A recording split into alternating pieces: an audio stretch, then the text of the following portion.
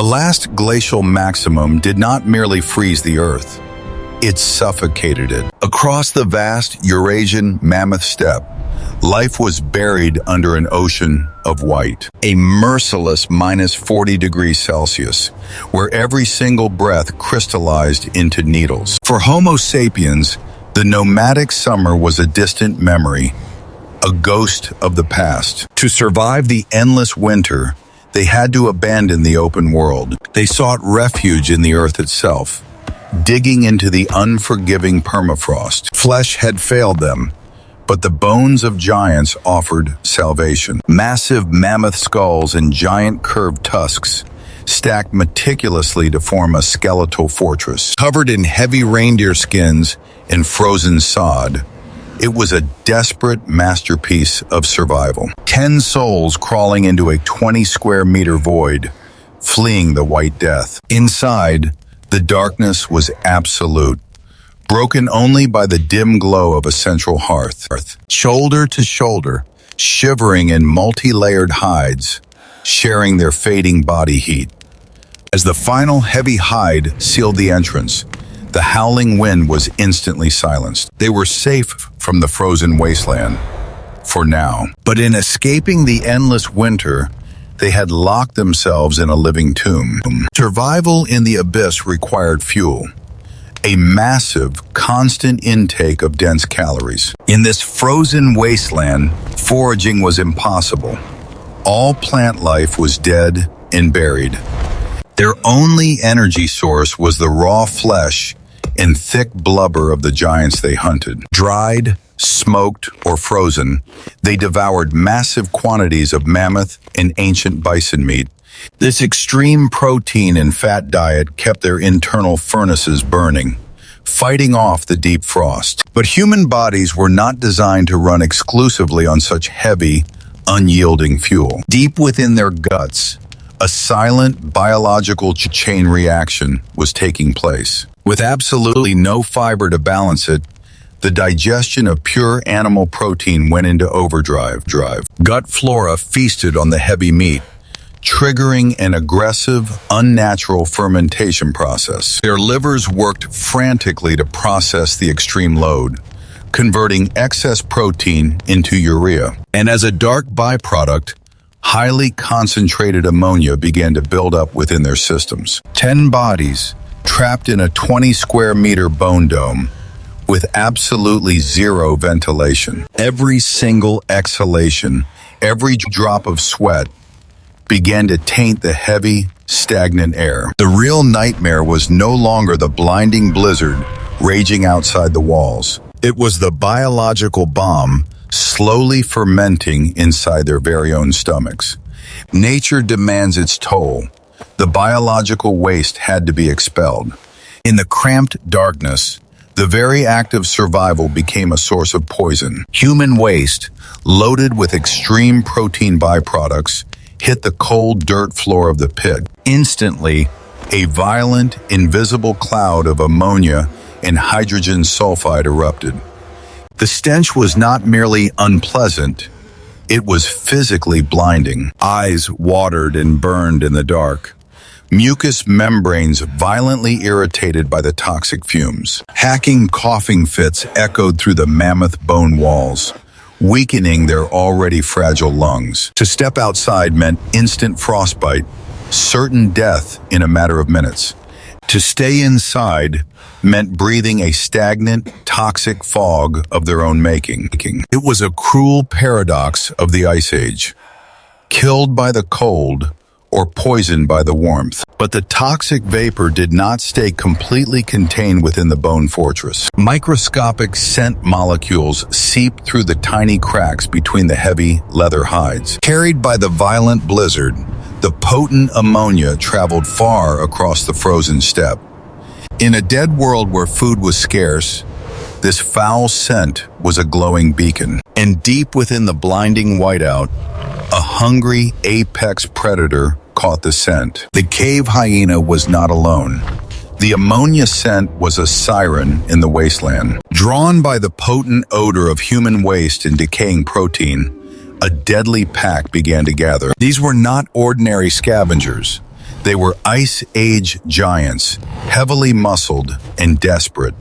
Inside the bone fortress, the humans were completely blind to the approaching nightmare. They were suffocating in their own toxic fog, fighting just to keep their lungs functioning. But the ancient survival instincts of Homo sapiens were deeply tuned to the subtle shifts in nature. Over the howling blizzard, a new, terrifying frequency pierced the thick mammoth hides.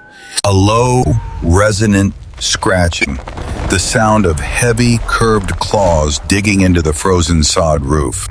The exhausted humans froze, their breath catching violently in their burning throats. The invisible toxic gas had betrayed them, turning their hidden sanctuary into a baited trap. Outside, massive jaws snapped at the leather entrance, tasting the foul, ammonia-laced air. The thin barrier of frozen hide was the only thing standing between the family and absolute slaughter. A colossal shadow pressed against the tunnel entrance, completely blocking out the faint ambient drafts. The men gripped their flint-tipped spears, hands trembling violently in the suffocating dark. To fight in this cramped cage was suicide, but the predators were already tearing at the door. The tearing hide held just long enough. A desperate thrust of a flint spear drove the beast back into the storm. But the attack forced a horrifying realization. They could not leave the waste near the entrance. Pushed to the back of the pit, the biological refuse became a breeding ground for a microscopic enemy. In the warmth of the small fire, ancient parasites thrived in the contaminated soil.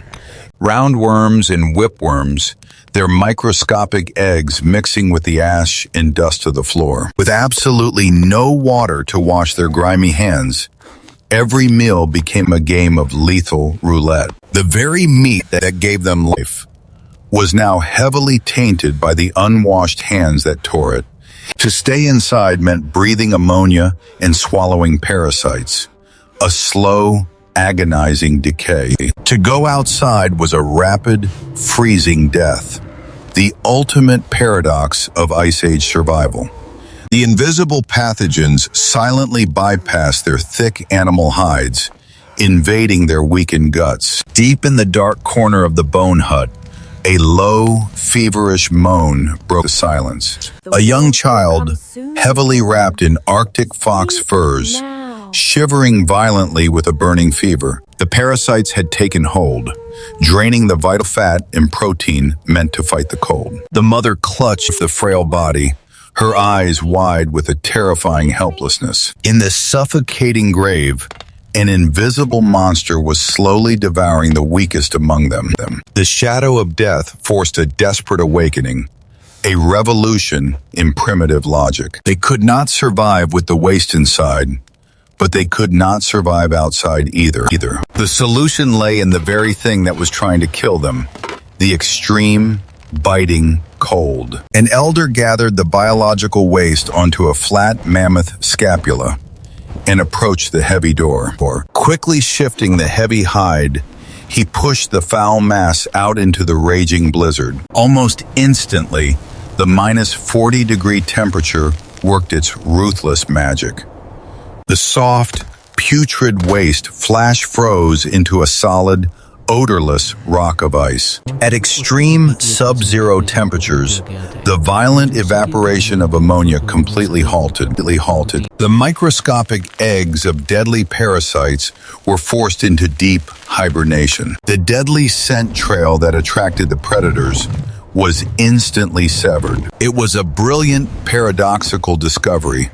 The freezing death was a natural sterilizer. With a new understanding, the Homo sapiens began to strictly divide their world. The warm interior became the clean zone, while the freezing exterior became the waste pit. They tossed the frozen waste further and further away, establishing a safe perimeter. But out there in the blizzard, the frozen refuse began to pile up, creating a new kind of barrier. Days bled into weeks, and the frozen perimeter continued to grow. Every piece of shattered bone, every block of frozen waste, was added to the ring. Over time, the scattered refuse formed a massive, intentional barricade. It was a primitive wall built entirely from the byproducts of their own survival. But this foul boundary served a miraculous, accidental purpose. The heavy ring of frozen bones and ice deflected the violent, freezing wind. It acted as an aerodynamic shield, protecting the fragile, sod roof of the hut from tearing. What began as a desperate sanitary measure evolved into early human architecture. Thousands of years later, in places like Dolny Vestonis, these rings would remain. Giant circles of mammoth bones and fossilized waste, the fingerprints of human resilience. Inside the bone fortress, the air was finally breathable. The sick child's fever began to break. But the Ice Age is a relentless teacher. It punishes every moment of comfort. The frozen wall stopped the wind, but it became a towering visual landmark in the flat white wasteland. The scent of ammonia was locked in ice, but the smell of marrow inside cracked bones remained. And from the shadows of the blinding blizzard, a different kind of predator approached the wall. The heavy bone wall kept the violent blizzard at bay, but it brought the wolves directly to their doorstep. Inside the fortress, the Homo sapiens listened to the heavy breathing just inches from their heads. But the predators did not dig. They were scavenging the frozen perimeter, devouring the discarded marrow. Relieved, the exhausted humans turned their attention back to the glowing hearth, their ultimate tool of survival. The fire was not merely a source of heat. It was humanity's very first chemical laboratory. Thick, acrid smoke from the burning wood pooled against the intricate mammoth bone ceiling. This smoke was a potent fumigant, a natural barrier against the microscopic killers that plagued them. The heavy soot seeped deeply into their thick animal hides, suffocating the lice, ticks, and biting insects. It dried the damp, stagnant air, halting the rapid spread of deadly mold in the subterranean dark. But the true miracle lay in the cold, gray dust left behind when the flames died down. An elder scooped up a handful of concentrated wood ash, a highly alkaline substance. Mixing it with a precious drop of melted snow, he created the world's most primitive soap. He vigorously scrubbed his heavily stained hands, the harsh ash cutting through the thick mammoth grease. For the first time in months, the deadly cycle of biological contamination was violently broken. They had mastered the cold, and now the fire. But outside, the glowing yellow eyes of the wolves watched them closely. The glowing eyes in the dark did not belong to mindless killers, but to starving opportunists. The Ice Age gray wolves were trapped in the same frozen hell as Homo sapiens. Instead of attacking the reinforced bone dome, they turned to the frozen waste perimeter. They became the first biological waste management system of the ancient world. Devouring the scraps of marrow and discarded organics, they kept the perimeter clean. But their presence offered something far more valuable than mere sanitation. The wolf pack established a fiercely guarded territory around the human camp. When a massive cave lion caught the scent of the camp, the wolves reacted violently. A brutal clash of fangs and claws echoed through the blinding whiteout. The humans listened from inside their bone fortress, realizing they had an outer guard. An unspoken, fragile treaty was forged in the freezing darkness of the Pleistocene. The humans intentionally left larger scraps of mammoth meat on the frozen wall, a payment for the blood spilled, a reward for their sharp-fanged sentinels. Two deadly apex predators, bound together by the brutal necessity of survival. But survival required one final, shocking leap of chemical ingenuity to conquer the Ice Age completely. The liquid inside the bladder was not water. It was human urine, collected and left to ferment.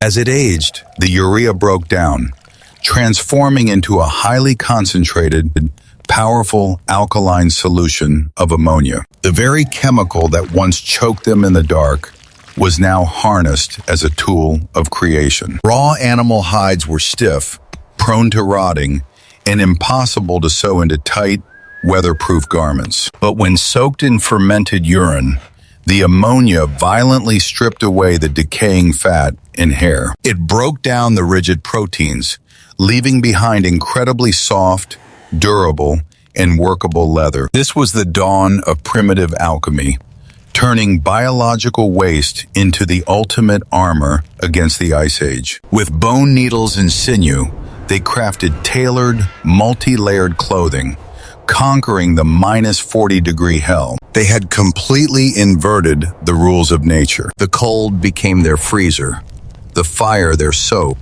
the wolves their guards, and their waste their wardrobe. Tens of thousands of years later, we sit on pristine porcelain thrones, flushing our waste away with a simple button. We are completely disconnected from the raw, terrifying, and brilliant struggle of our ancient ancestors. So the next time you flush, remember the freezing dark, the bone huts, and the sheer will to survive. We are the children of those who refuse to die in the ice. If this brutal journey through human evolution amazed you, like, subscribe, and tell us your thoughts below.